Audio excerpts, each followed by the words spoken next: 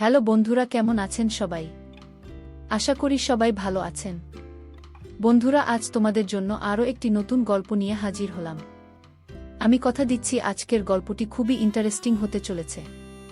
গল্পটা শেষ পর্যন্ত শুনলে আপনারা অনেক মজা পাবেন, তাই গল্পটি স্কিপ না করে শেষ পর্যন্ত দেখুন। চলো চলো বন্ধুরা, গল্পটি শুরু করি। আমার নাম সৌরভ। বয়স 25 ছুঁই ছুঁই। এই বয়সে অনেকেই বিয়ে করে সংসার গড়ে। আমি এখনও ব্যাচেলর, বিয়ে করিনি। শুধু কেরিয়ারের জন্য নয়, মনের একটা জায়গাও ছিল। শুনশান চাকরি পেয়েছিলাম এক চট্টগ্রামের বেসরকারি প্রতিষ্ঠানে। সুপারভাইজার হিসেবে। কোম্পানির মেসটা দেখেই বুঝে গেলাম এই জায়গায় শান্তি নেই। তাই নিজের মতো বাসা খুঁজতে বেরোলাম। ভালোবাসা ব্যাচেলরদের দেয় না। এই শহরে চোখে মুখে অবিশ্বাস। শেষমেশ শহরের এক পুরনো ভবনের ছাদে একটা এক রুমের বাসা পেলাম। ছোট একটা ঘর, কিচেন, বাথরুম। তবে ছাদের খোলা হওয়া আমার মুক্তির মতো লাগলো। ভাড়াও বেশি নয়। বাজিওয়ালা বিদেশে থাকেন, স্ত্রী দেখভাল করেন সবকিছু। ম্যাডাম বলেই ডাকতাম তাকে। পরিণত গাম্ভীর্যপূর্ণ এক নারী। বয়স 45-এর কাছাকাছি হলেও তার চোখে মুখে এক অদ্ভুত প্রশান্তি, আর গলায় এমন এক স্নিগ্ধ কণ্ঠস্বর যা শুনলে দিনের ক্লান্তি হালকা হয়ে যেত। তার মেয়ে রিয়া কলেজে পড়ে। দেখতে চুপচাপ, অনেকটা মায়ের মতোই, মুখ গম্ভীর। আমি কাজ আর নিধের মতো জীবন নিয়ে ব্যস্ত থাকতাম। কিন্তু মানুষ তো একা বেশি দিন থাকতে পারে না। মন তো কারো সাহায্য চায়। একদিন রাতে হঠাৎ দরজায় টোকা পড়ল। রাত তখন 11:30। একটু অবাক হলাম, কিন্তু দরজা খুলে দেখি ম্যাডাম দাঁড়িয়ে। তোমার ঘুম ভাঙালাম তো? না ম্যাডাম, ঠিক আছি, আসুন বসুন। তিনি চুপচাপ আমার চেয়ারে বসলেন। হাতে একটা চায়ের কাপ ছিল, হয়তো নিজের বানানো। বললেন, শুধু বসে থাকতে ইচ্ছে করল। আজ ছাদে একা হাঁটছিলাম, তুমি জেগে থাকো ভেবে এসে পড়লাম। আমি কিছু বললাম না। তিনি গল্প করতে লাগলেন। শুরু করলেন তার স্বামীর গল্প দিয়ে। তারপর আস্তে আস্তে নিজের জীবনের শূন্যতা নিয়ে। সেদিন বুঝেছিলাম নিঃসঙ্গতা শুধু আমিই টানছি না। আমার ঘরের নিচে থাকা এই প্রৌঢ়া নারীর জীবনেও এক গভীর শূন্যতা পুঞ্জীভূত হয়ে আছে। চোখে চোখ পড়তেই এক ধরনের অদ্ভুত অনুভূতি হল। সে চোখে কোনো কামনা ছিল না, ছিল নরম স্পর্শ, খোঁজার আকুতি। ঘড়ির কাঁটা তখন রাত 1 ছুঁই ছুঁই। আমি বললাম, ম্যাডাম আপনি তো ক্লান্ত দেখাচ্ছেন, একটু শুয়ে নেবেন। এখানে তিনি চমকে তাকালেন। তারপর আস্তে করে বললেন, তুমি ডরাও না। আমি মৃদু হেসে বললাম, আপনাকে ভয় পাওয়ার কিছু নেই, কিন্তু আপনার চোখে যা দেখছি সেটা অস্বীকারও করতে পারছি না। তিনি চুপ করেছিলেন কিছুক্ষণ। তারপর ধীরে এগিয়ে এসে পাশে বসলেন। একটা দীর্ঘ নিঃশ্বাস ফেললেন। অনেকদিন পরে কেউ এমনভাবে আমার দিকে তাকাল। আমি হালকা করে বললাম, অনেকদিন পর কেউ হয়তো আপনাকে অনুভব করেছে। সেই রাতে কিছুই বলা হয়নি মুখে, কিন্তু স্পর্শের ভাষায় আমরা বুঝে নিয়েছিলাম দুজনের একা, দুজনেই কাউকে খুঁজছিলাম। সেদিনের পর মাঝে মাঝে তিনি রাতে আসতেন, কখনো গল্প করতে, কখনো চুপ করে পাশে বসে থাকতেন। আমরা একে অন্যকে স্পর্শ করতাম, খুব ধীরে, যেন সময়কে থামিয়ে রেখে একে অপরের অস্তিত্ব ছুঁয়ে দেখতাম। কিন্তু একটা রাত ছিল যেটা আলাদা। রাত তখন প্রায় 2:30। দরজা খোলা ছিল একটু ফাঁক করে। আমরা একে অন্যের খুব কাছে নিঃশব্দে শুয়েছিলাম। তখনই বাইরের অন্ধকারে একটা ছায়া নড়ল। আমি মুহূর্তেই বুঝে গেলাম কেউ দেখেছে। কিন্তু কে? পরদিন দুপুরে দরজায় টোকা। দরজা খুলে দেখি রিয়া দাঁড়িয়ে আছে, চোখে অভিমান, মুখ গম্ভীর, কিন্তু কান্না আটকানো। আমি জিজ্ঞেস করলাম, ভিতরে আসবে? রিয়া আস্তে করে মাথা নাড়ল। ভিতরে ঢুকে চুপচাপ বসে পড়ল। আমি জানি মা রাতে এখানে আসে। আমি থমকে গেলাম। আমি দেখেছি তোমাদের সেদিন ফাঁক দিয়ে। মার মুখে অনেকদিন পর হাসি দেখেছি, আর সেটা তোমার জন্য। আমি চুপ করেছিলাম। আমি রাগ করিনি মা, একা। আমি জানি ও কতটা কষ্টে আছে, কিন্তু আমার শুধু একটা প্রশ্ন, তুমি তাকে সত্যি অনুভব করো না শুধু সময় কাটাও? আমি মৃদু কণ্ঠে বললাম, আমি তাকে সম্মান করি, তার নিঃসঙ্গতা বুঝি, কিন্তু সমাজ তো।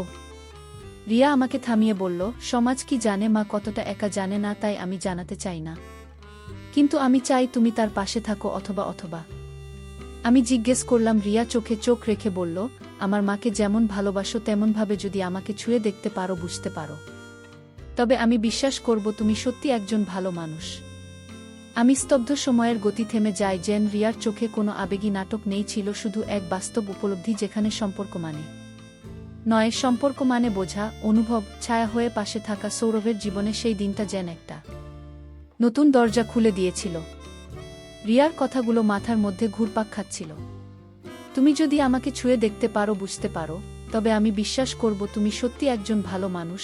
এটা কোনো চ্যালেঞ্জ নয়, কোনো আবদার নয়, এ যেন ছিল এক গভীর নিমন্ত্রণ। ভালোবাসার দিকে, বোঝাপড়ার দিকে। দুদিন পর বিকেলে রিয়া এসে দরজায় দাঁড়াল, চোখে হাসি, হাতে কফির কাপ। আজ বৃষ্টি হবে মনে হয়, সে বলল। সৌরভ দরজার পাশে দাঁড়িয়ে ওর চোখের দিকে তাকাল। ভিতরে আসবে? তুমি না বললে আমি কি আসতে পারি সব সময়? রিয়া চুপচাপ ঝুঁকে পড়ল।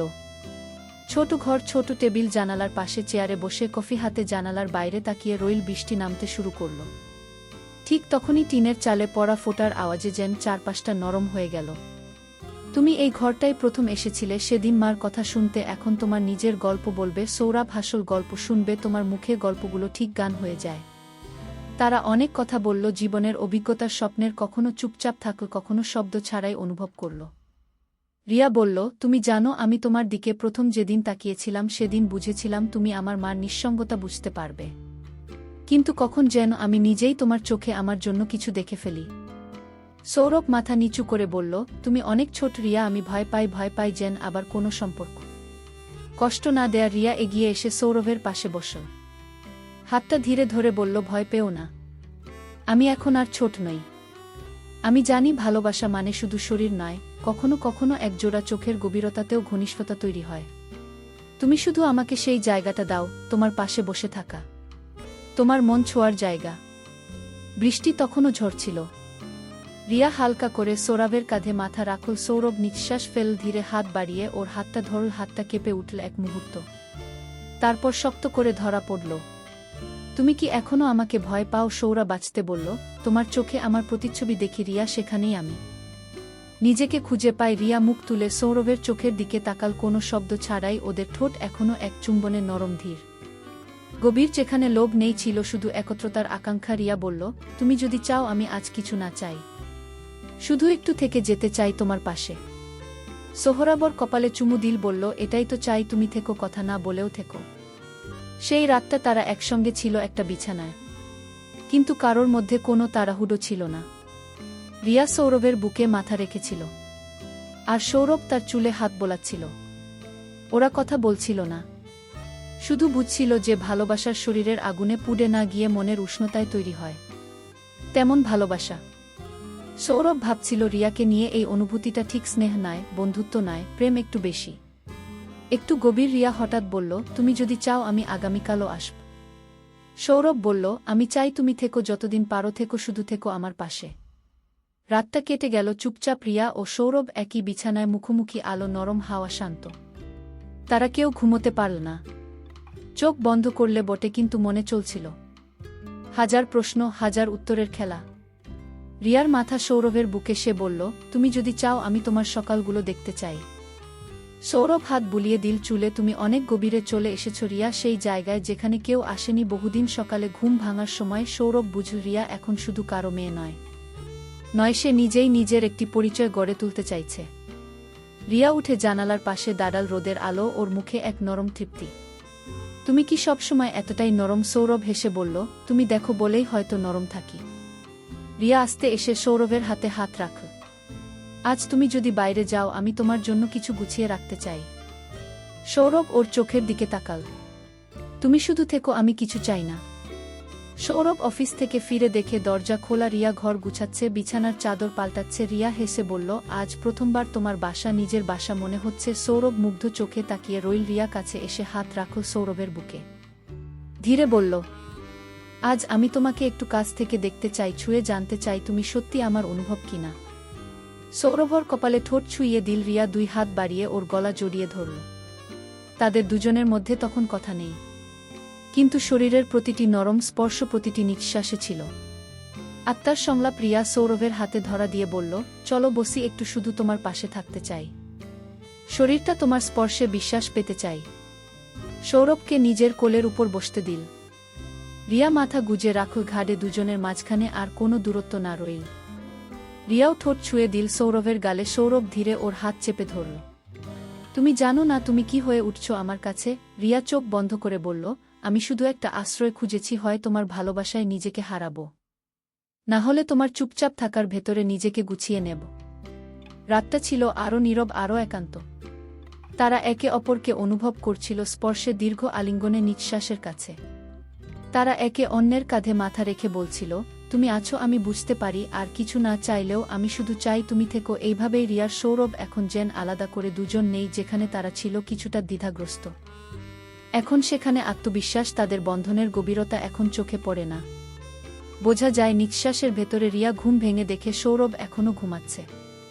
চোখে শান্তি, মুখে হালকা হাসি। ওর বুকের উপর হাত রেখে রিয়া আসতে বলে, তোমাকে ছুঁয়ে থাকলেই আমার ভেতরের কষ্টগুলো গলে যায়। সৌরভ জেগে ওঠে, হালকা হেসে বলে, তুমি এমন করে বলো, আমার মনে হয় আমি পৃথিবীর সবচেয়ে নিরাপদ আশ্রয়। রিয়া বলল, তুমি ঠিকই বলেছ, তুমি আমার ভালোবাসা না, তুমি আমার সাহস। সেদিন দুপুরে রিয়া নিজের ঘরে ছিল। মা পাশে বসে কাপড় গুছাচ্ছিলেন। মা হঠাৎ বললেন, তুমি আজকাল ছাদের ঘরের দিকে বেশি যাও। ও কি কিছু বলেছে? রিয়া কিছুক্ষণ চুপ করে থেকে বলল, তুমি কবে শেষ কথা বলেছ ওর সঙ্গে? মা তাকালেন, মুখে এক রাশ অস্বস্তি। আমরা শুধু একে অন্যকে বোঝার চেষ্টা করতাম, কিন্তু সেটা থেমে গেছে যখন আমি বুঝলাম আমার বয়সের সঙ্গে সঙ্গে আমার অভিমানের গুরুত্ব হারাচ্ছে ওর চোখে। রিয়াম মৃদুকণ্ঠে বলল, তুমি কি জানো এখন আমি তাকে ভালোবাসি? মা তাকিয়ে রইলেন, চোখে বিস্ময়, কান্না আর এক অদ্ভুত শান্তি। তোমার জন্যই কি ও এখন আমাকে আর খুঁজে না? রিয়া এবার শক্ত কণ্ঠে বলল, না মা, ও এখন আমাকে খোঁজে, কারণ আমিও ওকে চাই, কিন্তু তোমাকেও শ্রদ্ধা করে। এখনও সেদিন সন্ধ্যায় রিয়া ও সৌরভ ছাদে বসেছিল।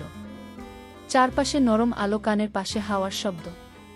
রিয়া বলল, মা হয়তো জানে আমাদের সম্পর্কের কথা, আমি স্পষ্ট বলেছি তাকে। সৌরভ স্তব্ধ হয়ে গেল। তুমি ভয় পাও না? রিয়া হাত ধরে বলল, ভয় এখন আর নেই। যদি ভালোবাসা সত্যি হয় তাহলে কিছুই লুকিয়ে রাখার নেই।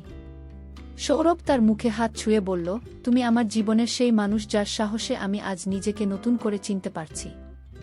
রিয়া ও সৌরভ তখন একে অন্যের অনেক কাছে।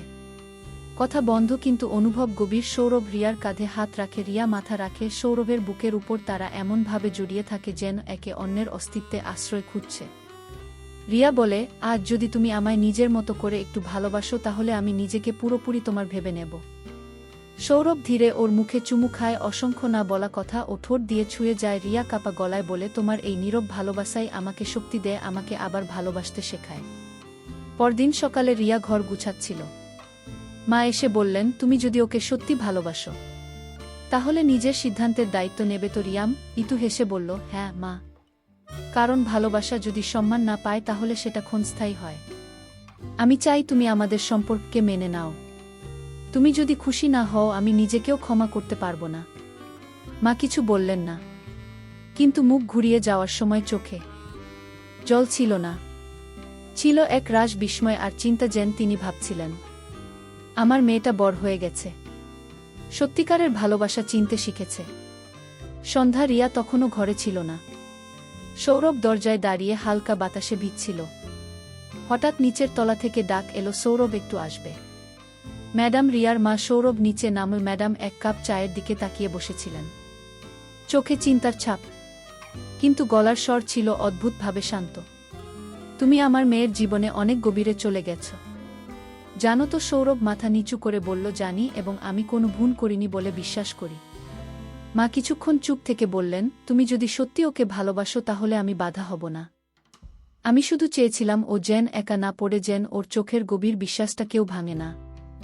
সৌরভ প্রথমবারের মতো মায়ের চোখের দিকে তাকিয়ে বলল, ওর পাশে থাকার প্রতিশ্রুতি আমি নিজেকে অনেক আগেই দিয়েছি, আজ আপনার সামনে দিচ্ছি। রিয়া ফিরে এসে দেখে মাছ উপচাপ বসে। সৌরভ তখনও চুপ। রিয়া একটু অবাক হয়ে জিজ্ঞেস করল, সব ঠিক তো? মা উঠে এসে মেয়ের কাঁধে হাত রাখলেন। আমি আজ বুঝেছি, মানুষ যাকে ভালোবাসে সেই মানুষকে কোনো এককাঠির মাপে মাপা যায় না।